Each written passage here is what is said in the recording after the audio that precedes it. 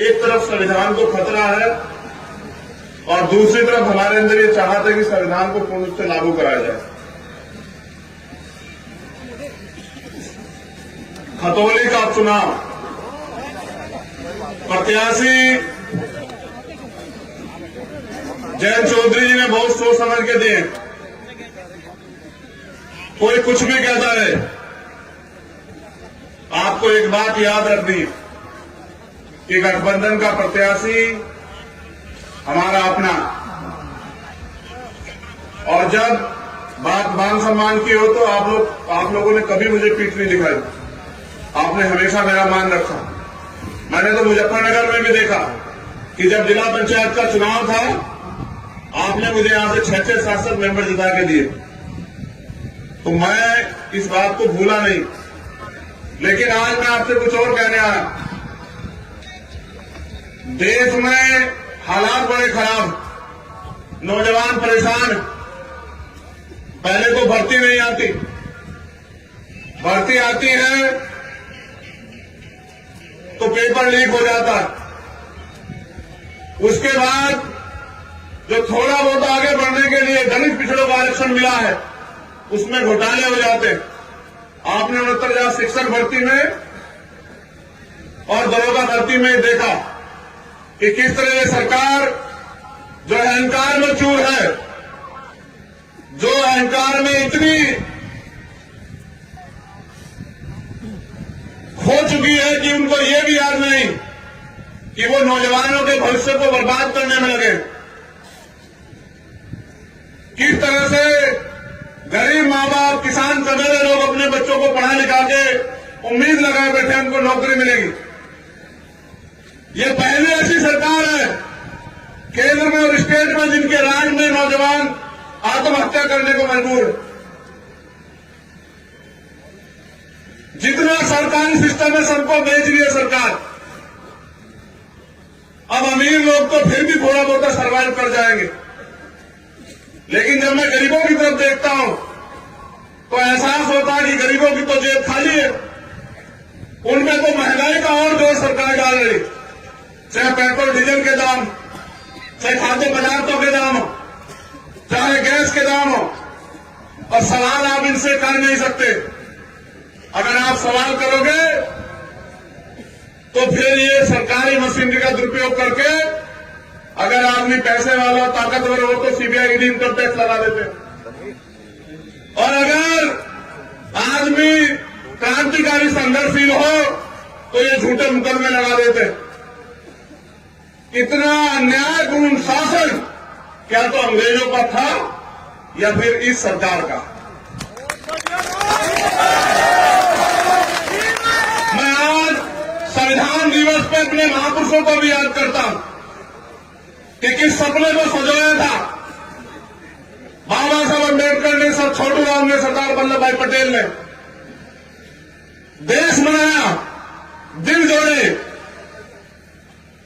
उनके सपने को पंख दिए चौधरी चरण सिंह जी ने। अगर आज थोड़ी बहुत जमीन गरीब कमजोर वर्गों तक पहुंची है तो इसका सबसे बड़ा श्रेय जाता है चौधरी चरण सिंह जी को। मैं जब सरकार के क्रियाकलाप देखता हूं कि एक दिन पहले कोई अधिकारी रिटायर होता है और आप उनको चुनाव आयुक्त बना देते हैं, तो एहसास होता है कि जो आदमी सरकार ने रिटायर कर दिया उसको सरकार दोबारा से अगर बनाएगी तो अपने फायदे के लिए बनाएगी। आज जो है हालात बने हैं, कहीं ना कहीं इसके जिम्मेदार हम खुद भी हैं, क्योंकि चुनाव के समय ये हमें बांटने का काम करते हैं और हम बढ़ जाते हैं। इनके इस सरकार के पास तो एक भी एजेंडा नहीं है, किसी के लिए भी नहीं, न किसानों के लिए, न मजदूरों के लिए, न महिलाओं के लिए। मंच पर हमारी महिला शक्ति भी बैठी और उनको वोट भी देनी, लेकिन क्या वो उत्तर प्रदेश में सुरक्षित है?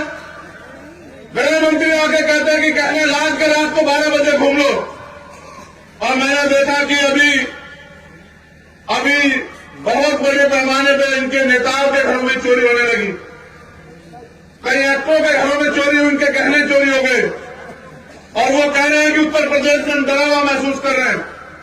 सुबह अखबार खोलो, रेप हत्या में अखबार भरे पड़े हैं।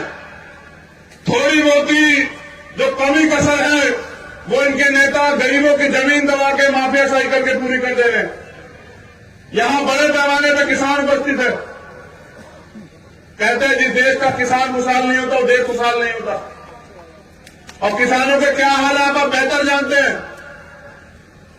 पहले तो प्राकृतिक मार है, कभी ओला पड़ जाता है, कभी गैर टाइम बारिश आ जाती है, कभी सूखा पड़ जाता है, कभी बिजली नहीं है। फिर उसके बाद योगी जी की सरकार में छूटा पशु इनके नेताओं की तरह घूम रहे हैं। अगर आप कार्रवाई करोगे तो मुकदमा, अगर आप उनको रोकोगे तो मुकदमा, किसान पराली जला देगा तो मुकदमा। लेकिन अगर किसान मुआवजा मांगे फसल का तो 2, 4, 10 रुपए दिखाते उसका मजाक उड़ाते। ये सरकार है। सरकार सबकी होती है। सरकार ना एक जाति की होती, ना एक धर्म की होती। और मैंने तो सीखा मान्यवर काशीराम साहब से कि जब तक आप सवाल नहीं करोगे सरकार को अकल नहीं आएगी। अगर आपको सरकार से सवाल करना है तो लोकतंत्र में क्योंकि वो नहीं सुनते, चुनाव एक ऐसा समय होता है कि आप वोट की चोट से साबित करो कि आपके अंदर कितना दर्द। ये मौका मिला है। पूरे उत्तर प्रदेश में तो कम है, लेकिन रामपुर में खतौनी महराज के बाद कि जो गलती हुई है उसको सुधारने का मौका। मीरों ने भुगतान नहीं किया, नेता झूठ बोल रहे हैं बीजेपी के। एक नेता इतने अहंकारी हो गए हैं कि जो शोषित वंचित समाज है, जिनको सैन समाज हम कहते हैं, उस समाज को गाली बकने लगे। अहंकार देखिए, पागल हो चुके हैं अहंकार में। जो मना कह रहे हैं, मैं यहां इस मंच से अपील करूंगा, जो मोश में कोई है, अपने बच्चों का भविष्य अगर सुधारना चाहते हो, पाल प्रजापति, कश्यप, निषाद, सैन, शेड्यूल कास्ट की सभी जातियों को कह रहा हूं, तो ये मौका है आपके पास। खतौली का चुनाव भाजपा के इस ताबूत में, जो अहंकार का ताबूत है, जो बंटवारे का ताबूत है, उसमें आखिरी कील ठोकने काम करेगा उत्तर प्रदेश में। और ये जिम्मेदारी दी है खतौली के लोगों पे।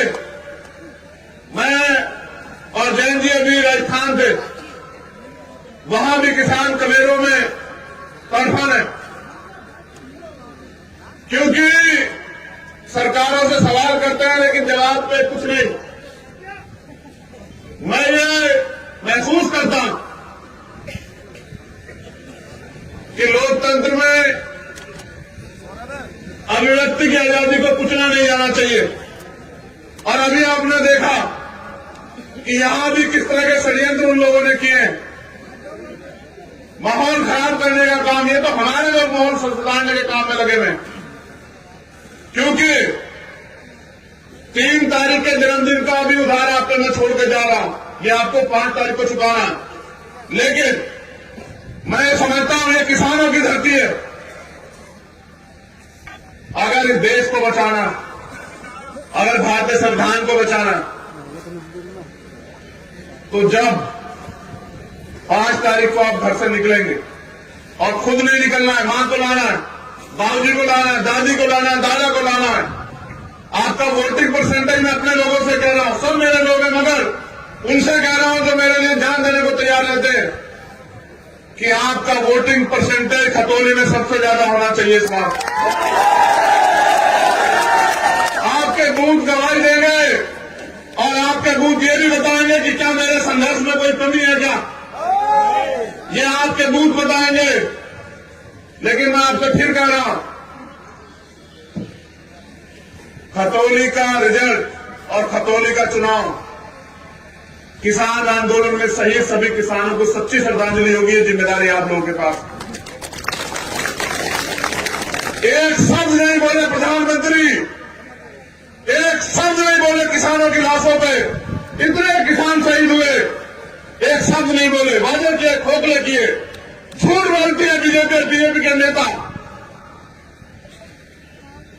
किसानों के साथ साथ ये जीत भाईचारे की जीत होगी।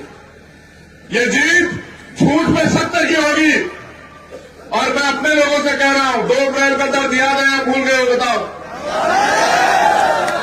भूल तो नहीं गए? झूठे मुकदमे और लाठियां और जेल। कितने नौजवानों ने उत्तर प्रदेश में अन्याय का सामना किया? किसकी सरकार थी? आप पे मौका है। अगर आप फिर भी भूल जाओ तो हाथरस का दर्द याद रखना।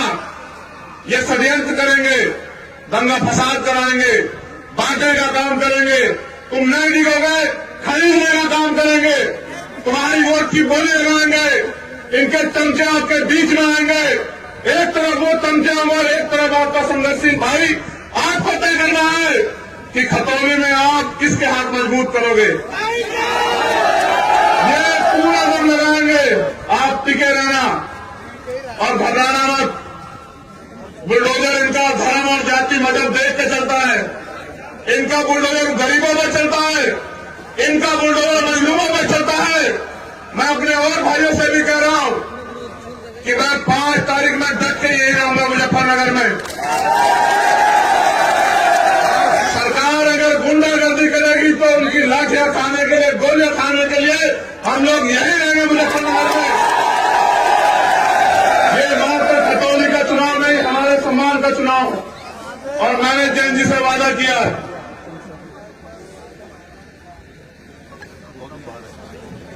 कि किसानों को सच्ची श्रद्धांजलि और 2 अप्रैल का बदला जो है मेरे लोग इस बार लेकर आएंगे यहां इस सरकार से। और हर तरफ में जो आपने संघर्ष करके जो लाठियां खाई थी दलित समाज के लिए, वो दलित समाज भूला नहीं है अभी।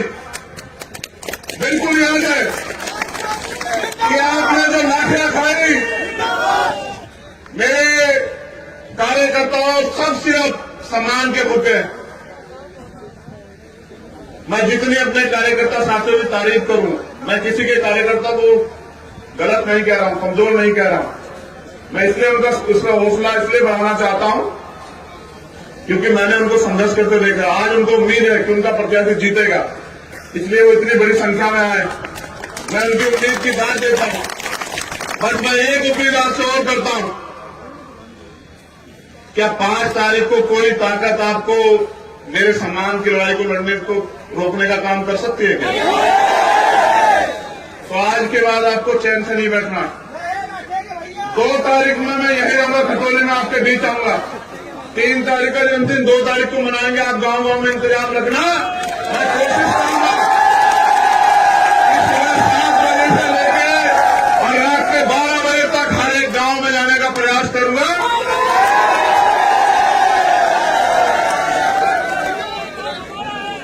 बस पूरी उम्मीद के साथ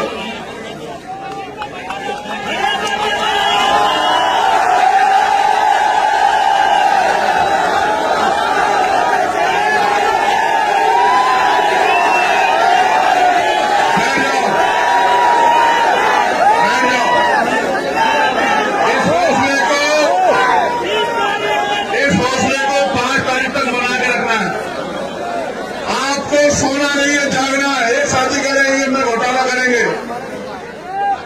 हमारा डंडा और झंडा दोनों बहुत मजबूत है। आप चिंता मत करना। अध्यक्ष जी को दिए हुए जो उनको हमने वादा किया, अगर उसके लिए कोई कीमत चुकानी पड़ी तो भीम आर्मी आजाद समाज पार्टी का कार्यकर्ता इंतजार नहीं करेगा, लड़ेगा संघर्ष की लड़ाई को। मैं बस आपसे अपील करूंगा, जिम्मेदार रहिए, सतर्क रहिए। बहुत बड़ी जिम्मेदारी आपके पास है और मेरे बाद आपको अनुशासन का परिचय देना जब मैं वहां बैठ जाऊंगा। सब खड़े रहे, आप 1 मिनट के अंदर बैठ के बताइए कि आप कितने अनुशासित हैं।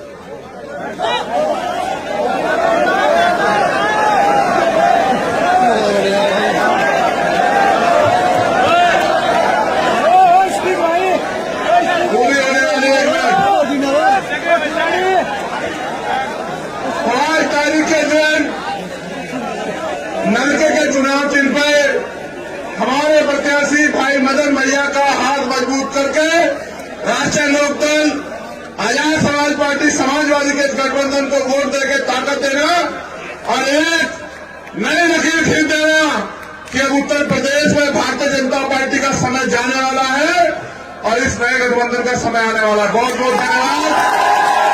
जय भीम, जय भारत, नमस्कार, सलाम और धन्यवाद नहीं। जय भीम।